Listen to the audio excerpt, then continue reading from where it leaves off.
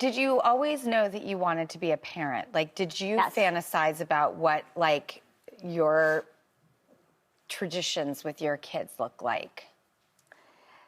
I don't know if I fantasized about that, but I always knew I wanted to be a young mom, and I always wanted, like, kids. And I think that because I had so much so early in life, you know, like a career and so much responsibility, that I did feel, even though I was scared, I felt like I was ready to be a mom, and I was ready for that, like, thing of my own, you know? What was something you told yourself, or did you get to a point where you're like, it doesn't matter, it's worth whatever risk is happening because I'm I full. think you just get to a point of, like, needing that change, or you just have to, like, trust your knowing that everything is going to be okay. How do you trust your knowing? I don't know. It's just something that you just get to a point, right? And you just, you stuff it until you're so full, and then you're like, you know what?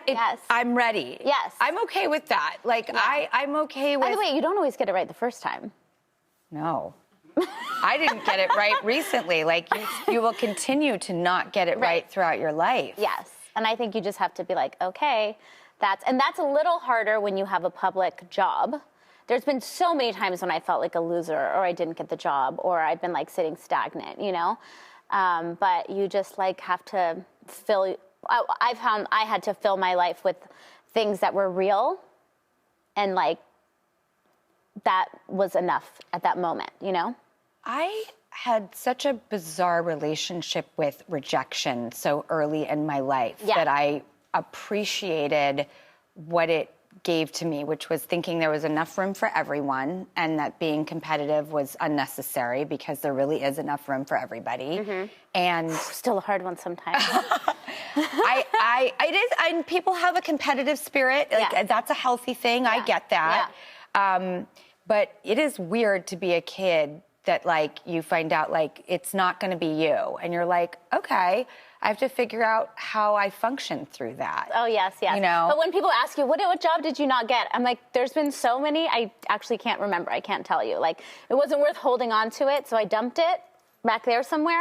I won't ever admit it because I don't want the person who ended up doing it to feel like your friend. Weird. Like that was mine. You're still exactly. stewing on it? Yes, exactly. I'm like, I won't tell you because, but I'll admit, like, things I auditioned for, and then I guess they might find out that way. Yeah.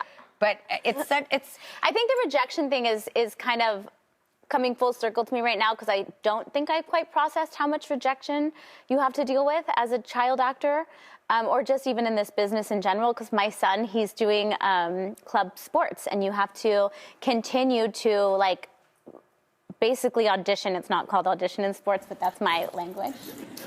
Totally. I'm like, are you ready for rehearsal? Okay, it's practice. Got it. You got your costume on? Oh, it's your uniform. Yeah. He's so annoyed.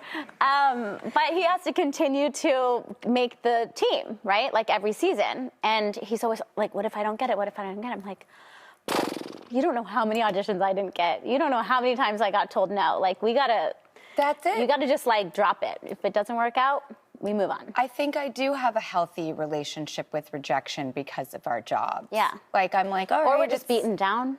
Yeah. You're overstuffed. You're ready to quit. You're beaten down. You feel liberated.